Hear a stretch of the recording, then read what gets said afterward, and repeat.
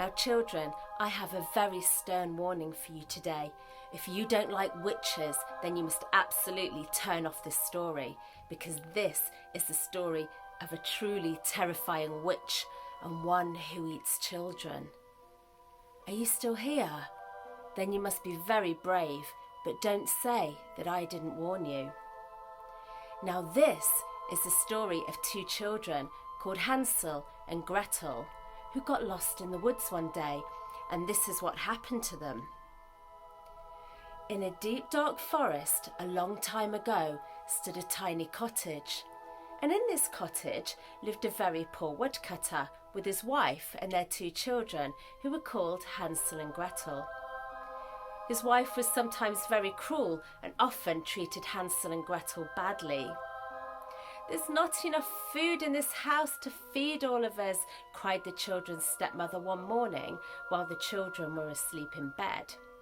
"There are too many mouths to feed.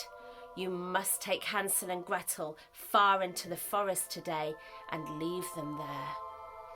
Well, the woodcutter begged his wife to reconsider, but his wife convinced him that somebody would look after them and find them so that they would be fine.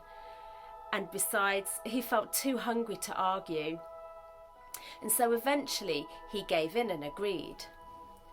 But what they didn't realise is that Hansel had woken up and heard his stepmother's plan to leave them in the forest. And so he made a plan of his own.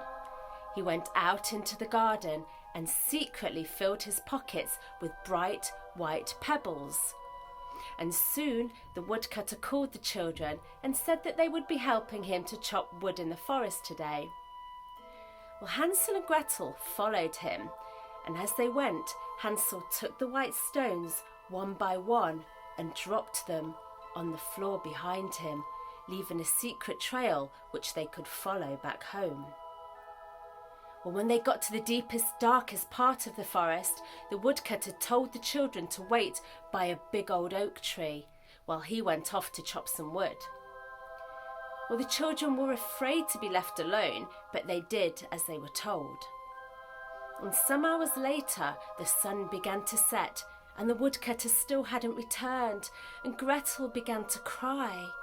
"Oh, don't worry," said Hansel, and he told her about the trail of pebbles that he had left.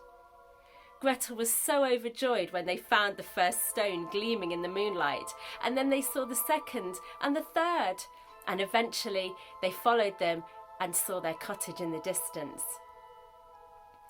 When the children ran through the door, the woodcutter and his wife hugged them tightly, but their stepmother was secretly feeling very angry that they'd found their way back home. And that night, when the children were in bed, they overheard their stepmother telling their father again that he must try and lose the children, and this time he must not fail. Well, Hansel and Gretel fell asleep, and early the next day when they woke, Hansel crept out of bed to go and collect more stones. But the bedroom door was locked. What could he do? Soon after, their stepmother unlocked the door and told the children to come down for breakfast. They were each given a slice of stale bread to eat, but instead of eating it, the children secretly hid the bread in their pockets. And when the woodcutter took them out into the forest, Hansel and Gretel broke off pieces of the bread as they walked through the trees. And they dropped the pieces one by one, creating a trail of crumbs on the floor behind them so that they could find their way home again. Well, once more, the woodcutter told the children to wait by the old oak tree while he went to chop wood, and so they did. And this time when night fell and Hansel and Gretel went to find the crumbs, they were horrified to see that they'd all gone. The birds had eaten them all. "Oh, I'm frightened," wept Gretel bitterly. "I'm hungry and cold. I want to go home." "Oh, don't be afraid," said Hansel. "I'll look after you." And he put his arms around his sister and they huddled up under the tree. But Hansel was secretly scared too, especially when he saw the eerie shadows of the trees and animals moving in the moonlight. Well, eventually he closed his eyes and they fell asleep. When dawn broke, the children got up and began to wander through the forest looking for a path, but they were well and truly lost. On they walked until suddenly, through the trees, they saw a strange but colourful house all by itself and in the middle of the forest. And as they walked nearer, they saw that gingerbread men and lollipops were growing in the garden. How strange it was, but how magical, they thought. And they saw that the window frames were made of candy canes and that the door frames were made of biscuits. Well, Hansel and Gretel were so hungry that they began to break parts of the house off and eat them. They tasted everything and found that the windows were made of pure sugar, the walls were made of icing, and the puddles outside the door, well, they were made of pure chocolate. "Oh, isn't it delicious?" said Gretel with her mouth full of chocolate.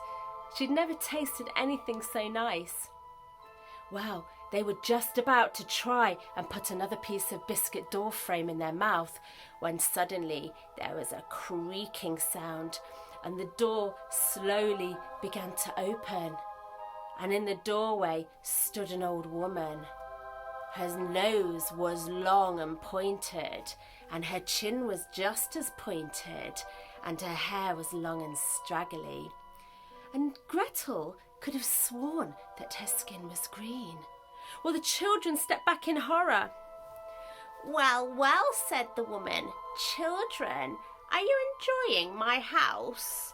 Well, Hansel and Gretel said nothing, and the old woman raised her finger, which was as long and twisted as her nose, and beckoned them to come inside.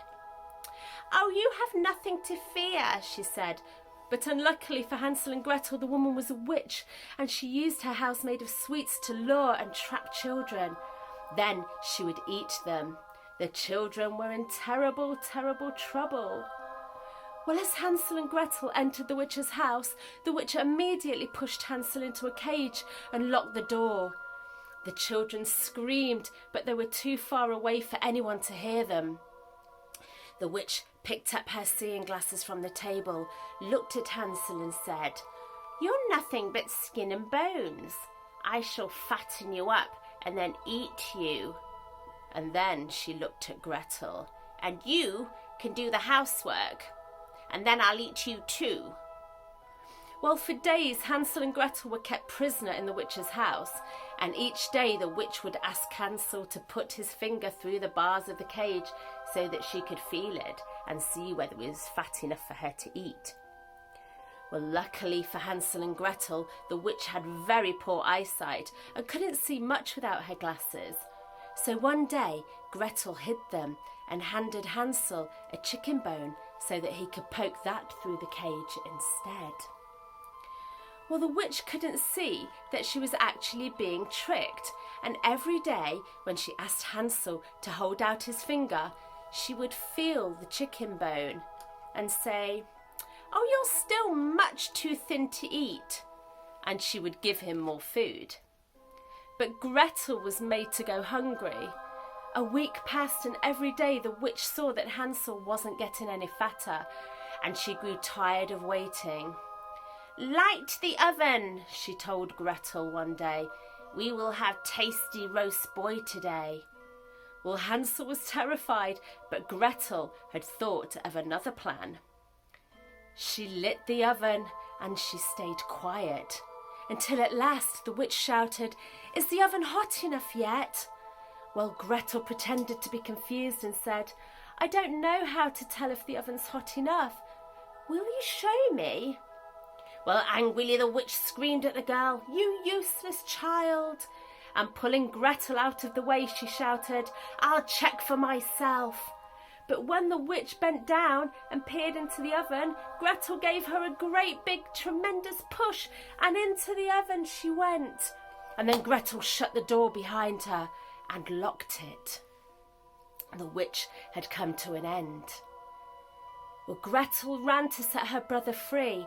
They broke parts of the candy house off and gathered up the witch's huge chocolate eggs and tied them up in a shawl. And carrying the shawl over their shoulders, they ran back to the woods. Well, they ran and ran until they found the path, and it took them all the way home, back to their cottage. As they ran up to the door, their father ran out to greet them. He said that their stepmother had left and that she would no longer try to separate them.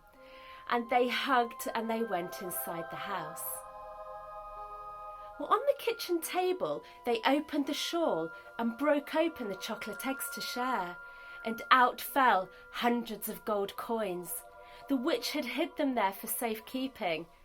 They were rich, and the woodcutter never had to chop wood for a living again. And they all lived happily ever after.